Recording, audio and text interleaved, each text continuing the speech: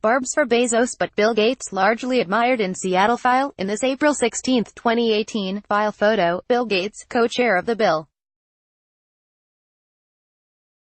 The Seattle region is home to the two richest men in America, but while Amazon's Jeff Bezos is blamed by some for rising rents and clogged city streets, Gates is largely admired for helping lead the computing revolution and for the billions he donates through his philanthropy. AP photo, Michelle Euler, file, Seattle, AP. The Seattle region is home to America's two richest men, but their local legacies to date represent two very different eras for the city. While Amazon's Jeff Bezos is blamed by some for rising rents and clogged city streets, Bill Gates is largely admired for helping lead the computing revolution and donating billions through his philanthropy. The Microsoft co-founder's legacy here includes opening the world's largest private charity across the street from the Space Needle, creating housing for homeless families and supporting charter schools. Microsoft was the first tech company to dramatically change the region's economy as it grew quickly in the 1980s and 1990s.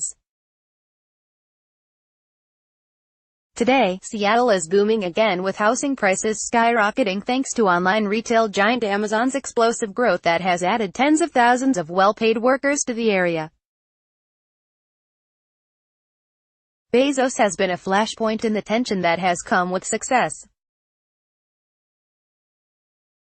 The city council recently passed, then quickly rescinded, a tax on large employers to combat homelessness, which Amazon opposed and successfully worked to strike down. A city councilwoman organized protests in front of Amazon buildings featuring people carrying "Tax Bezos" signs.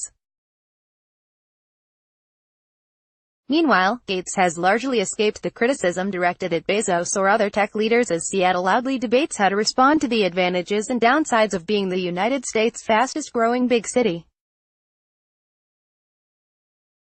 Observers say Gates benefits from being a local and the world's leading philanthropist. Margaret O'Mara, a historian and University of Washington professor, said Gates came from a prominent Seattle family, arising in the public eye at a time when there was less anxiety about online privacy.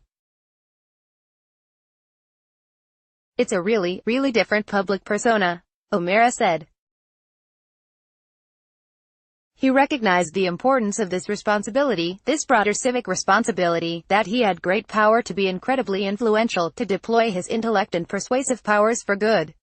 Early on, there was some criticism that Gates and his company could be better corporate citizens as Microsoft blossomed. But thanks to the billions he now gives away each year, Gates has managed to shed his reputation as a laser-focused, sharp-elbowed tech billionaire, though his controversial philanthropic work focused on changing America's school systems hasn't gone unnoticed at home. Microsoft has been headquartered in Seattle's once sleepy eastern suburbs since 1979. The company is seen as the game-changer that allowed the region to shed its infamous Boeing bust 1970s-era recession when the aircraft manufacturer laid off tens of thousands of workers during an economic slump. Amazon is far more visible near downtown since starting as an online bookseller in 1994. It emerged as one of the success stories from the 1990s dot-com boom and is now the city's largest private employer with more than 45,000 workers. Bezos, who grew up in Houston, moved to Seattle to launch his startup in part because of Washington state's favorable tax structure. Amazon declined to comment on Bezos' behalf.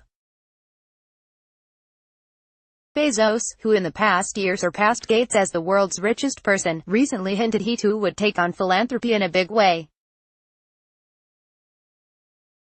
He said on Twitter that he would announce his plans later this year. Locally, Bezos has been on the board of the Bezos Family Foundation that is run by his parents, which focuses on education nationally. In January, Bezos also personally gave $33 million in college scholarships for young immigrants living in the U.S. illegally. He hasn't signed the Giving Pledge, an initiative launched by Gates encouraging billionaires to commit to giving away most of their wealth. Where Bezos has been criticized for not being present enough, Gates' nonprofit since 2000 has dedicated resources to helping local community issues. Food banks and domestic violence victims' assistance are among the modestly funded and lesser-known work of the powerful, globally focused Bill and Melinda Gates Foundation. Bill Gates is also credited with delivering a Washington state charter school law through campaign contributions and his foundation's support of the movement. David Blay, who leads the Gates Foundation's Pacific Northwest unit, said his team is the only one that functions in a more typical family foundation fashion by giving to local causes. Officially, just 1.5%, or almost $70 million, of the $4.6 billion the foundation gave away in 2016 benefited the needy in the Puget Sound region and Washington state, according to the foundation's annual report.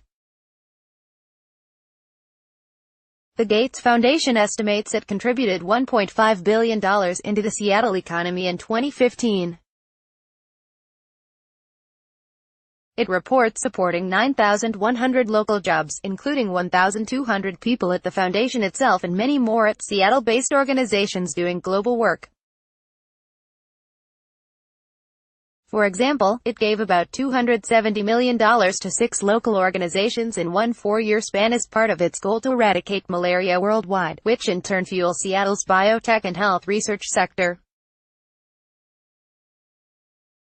Still, Gates is not without local critics. One thing the hometown hero can't escape is his national reputation as the leading funder of U.S. education reform.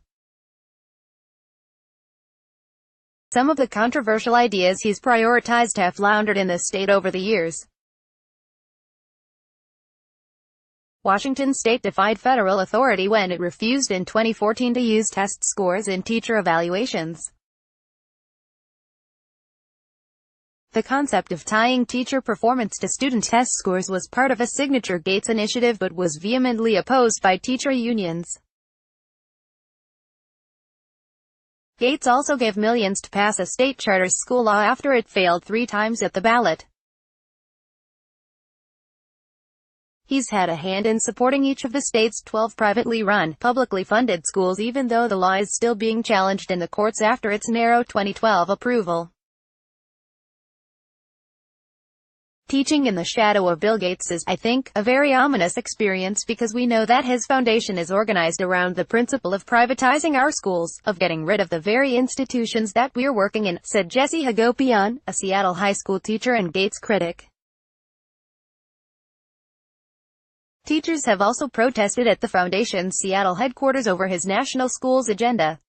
The Gates Foundation has said it has an up-and-down relationship with Seattle public schools. The district wouldn't comment on the matter. The foundation said it's unapologetic about the urgency it feels is needed to transform school systems that consistently leave behind poor and minority kids. We're a funder. We're not government. They have way more money. They have authority, Blay said. We only have influence and catalytic amounts of money to help people try out new things, ____. Follow Sally Ho on Twitter, https://twitter.com/_Sally Ho. Copyright 2018 The Associated Press. All rights reserved. This material may not be published, broadcast, written or redistributed. Advertiser content.